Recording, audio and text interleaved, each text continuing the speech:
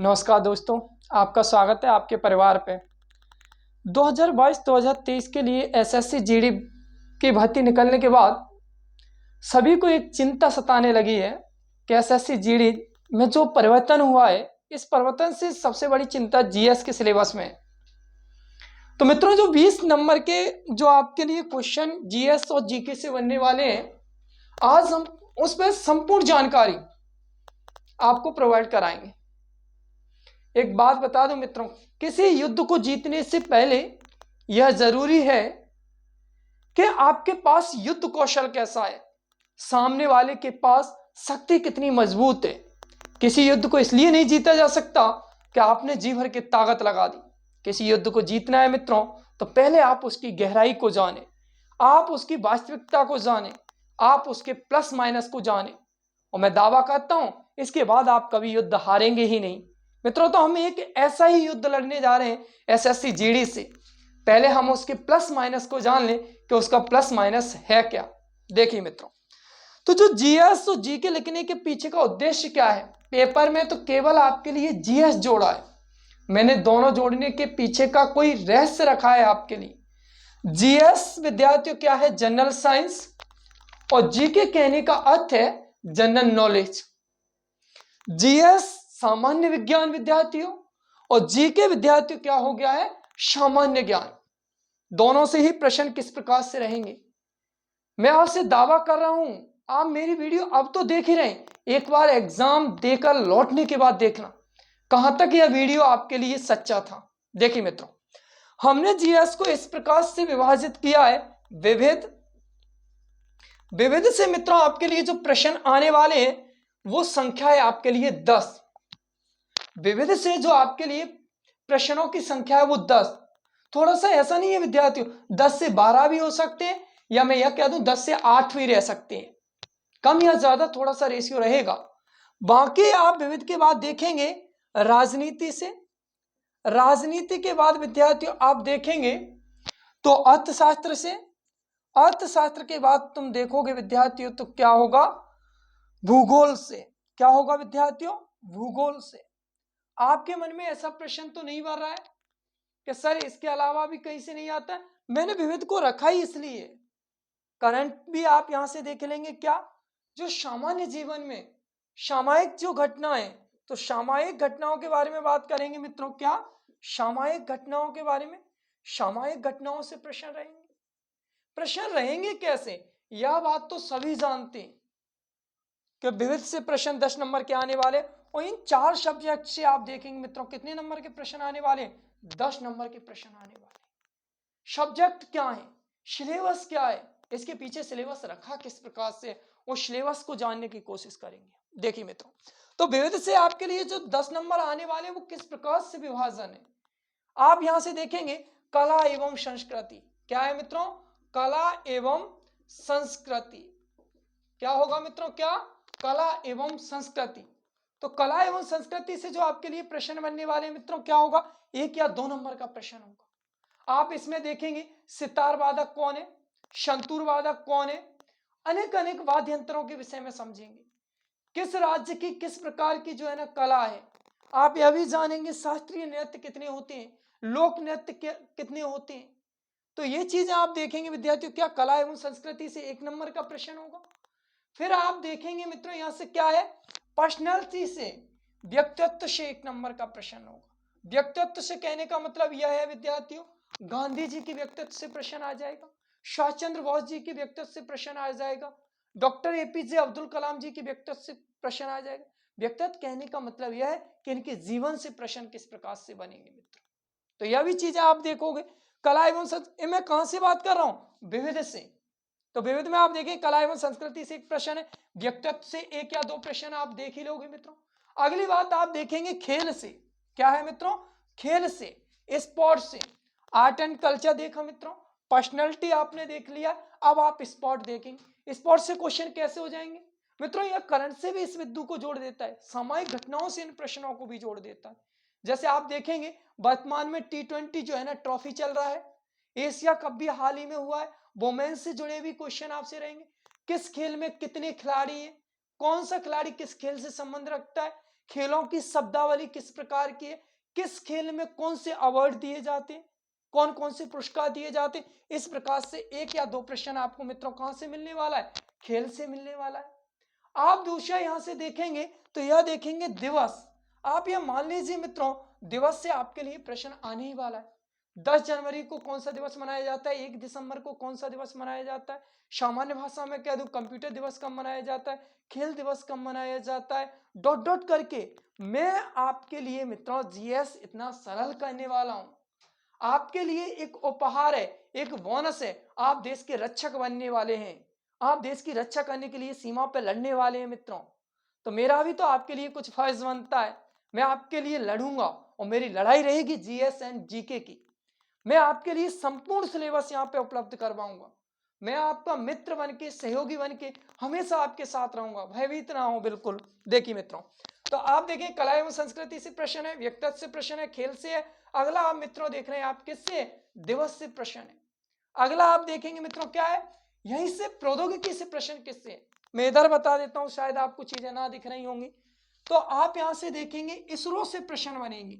इसरो की स्थापना कब हुई, इसरो का हेडक्वार्टर कहां पर है, इसरो के संस्थापक कौन है, इसरो की स्थापना होने के बाद इसका विकास किस प्रकार से हुआ, डीआरडीओ से प्रश्न रहेंगे।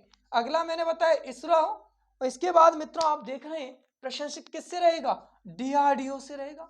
डीआरडीओ कैसे कार्य करता है, डीआरडीओ के कार्य करने के पीछे का तरीका क्या है।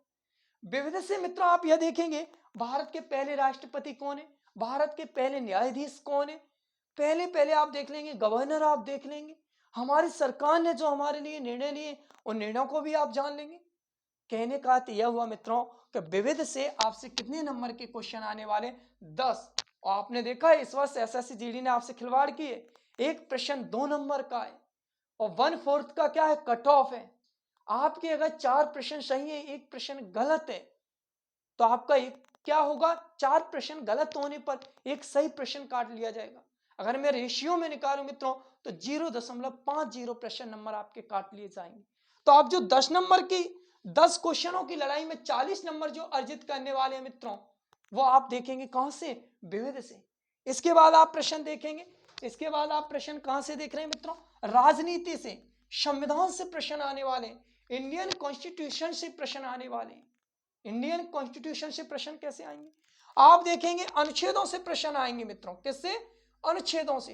कौन सा अनुच्छेद किससे संबंध रखता है, आर्टिकल 21 किससे संबंध रखता है, आर्टिकल 61 किससे संबंध रखता है, 360 किससे संबंध रखता है, 324 किससे संबंध रखता है। इस प्रकार से आपके लिए मित्रों क्या रहेंगे, प्रश्न रहेंगे। तो आप इन चीजों को समझें, जैसे कि मैं आपके लिए करवा दूंगा, आप बिल्कुल परेशान ना हो। संविधान से कैसे प्रश्न रहेंगे, वो सारे प्रश्न आपके इस भाई की जिम्मेदारी, आपके सर की जिम्मेदारी। आप छोड़ दीजिए, आप तो तोप गोला चलाने के लिए तैयार रहिए, मैं यहां से आपसे चीजें समझा रहा हूं। आप देखें क्या अनुच्छेद यहां से देख रहे हैं। अगली बात मैंने जैसे ही आपसे भूगोल की है, तो भारतीय भूगोल से प्रश्न होंगे, लेकिन इनके पूछने का लहजा अलग है मित्रों। आप किसी वनडे एग्जाम की तैयारी करते हैं, उसका एक अलग सलीका है, इसका लहजा अलग है। पूरे भारतवर्ष का यह एग्जाम है, सेंट्रल एग्जाम में सरकार थोड़ी सी यहाँ नर्वस रहती है। और मेरा ऐसा मानना है कि इस बार थोड़ा सा चेंजिंग हुआ है।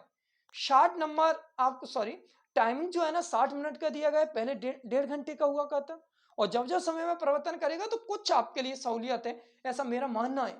ज्यादा टफ प्रश्न नहीं होगा, लेकिन हम नहीं छोड़ेंगे, हम उनकी गहराइयों को जानने की कोशिश करेंगे। देखिए मित्रों, भूगोल से आपके लिए प्रश्न किस प्रकार से रहेगा, अक्षांश कितने हैं, देशांतर कितने हैं, भारत के अक्षांश देशांतरों के संबंध में प्रश्न रहेंगे। लेकिन मैं मुख्य प्रश्नों पे जाऊं तो आप तो मित्रों यह याद कर लीजिए, भारत की प्रमुख नदी कौन सी है, प्रमुख झरने कौन से हैं, भारत के प्रमुख बांध कौन से हैं, भारत के प्रमुख जलप्रपात कौन से हैं। आप डरे ना, आपका मित्र आपके साथ है, सारे प्रश्न कराएगा।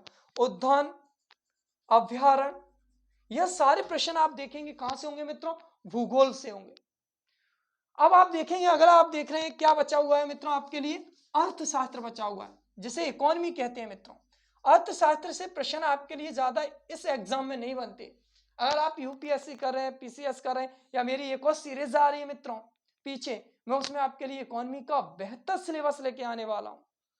लेकिन यहाँ इकोनॉमी से मैं इसलिए कहूंगा, इकोनॉमी से क्वेश्चन बनेंगे नहीं, नहीं, सरकार के कुछ निर्णय हैं मित्रों, जैसे 2017 की GST, goods and service tax जो है ना, वहां से प्रश्न बनेंगे।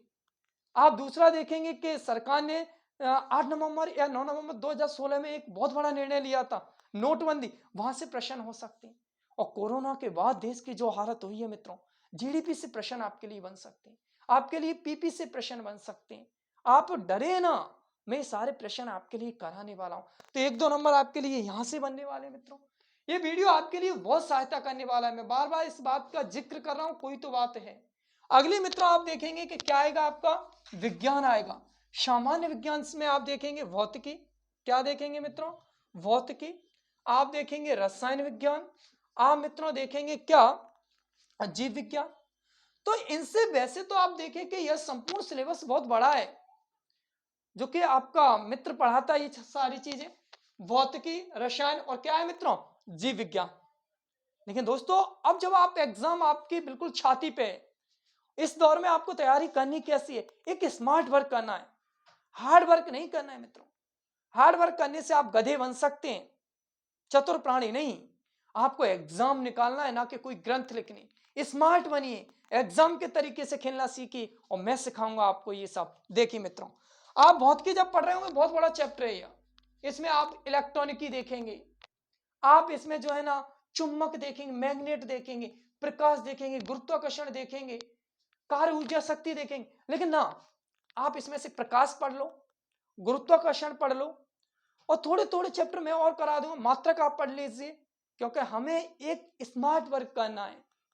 अगली बात आप देखेंगे रसायन विज्ञान में, बहुत बड़ा चैप्टर है, लेकिन आप बस धातु पढ़ लें, और ज्यादा से ज्यादा पेरियोडिक टेबल पे आप ज्यादा ध्यान दें मित्रों।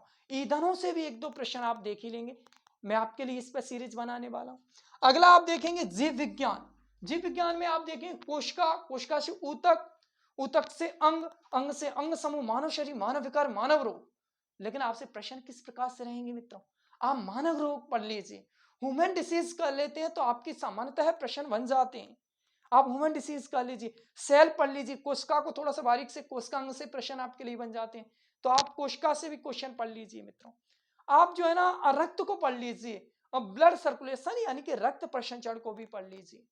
आप इन चीजों से, तो आपको देखिए यहां से आप फिजिक्स से क्या पढ़ना है, प्रकाश को थोड़ा सा पढ़ लीजिए, मैग्नेट को पढ़ लीजिए, भौतिकी को पढ़ लीजिए, रसायन विज्ञान में पेरियोडिक टेबल को पढ़ लीजिए, आधुनिक आवर्त सारणी को पढ़ लीजिए, 118 तत्व पढ़ लीजिए, धातु अधातु पढ़ लीजिए, परमाणु अणु पढ़ लीजिए, प्रश्न बन जाएंगे आपके, मेरा दावा है ऐसा।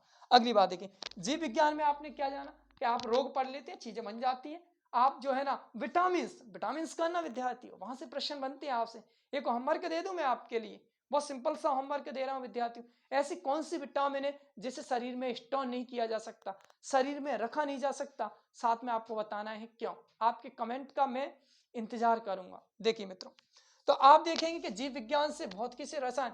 अब दूसरी बात आप देखेंगे, विज्ञान के संपूर्ण पिता, भौतिकी के पिता कौन है, रसायन विज्ञान के पिता कौन है, चिकित्सा के पिता कौन है, जब वनस्पति के पिता कौन है, जंतु विज्ञान के पिता कौन है, मैं सबके आपके लिए आंसर लेके आने वाला हूं। एक सुंदर सीरीज कल ही आपको मैं प्रोवाइड करा दूंगा।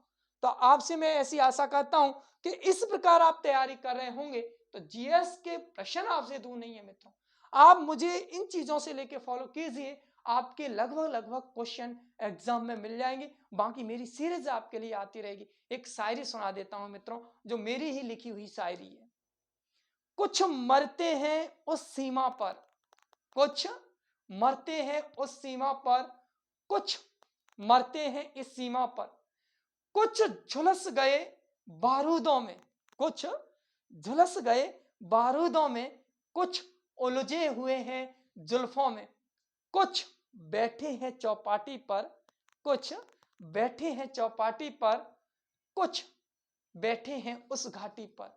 ऐसे वीरों को मेरा सशक्त नमन है और सहृदय प्रेम है। जय हिंद दोस्तों, आगे फिर मिलता हूं मैं आपसे।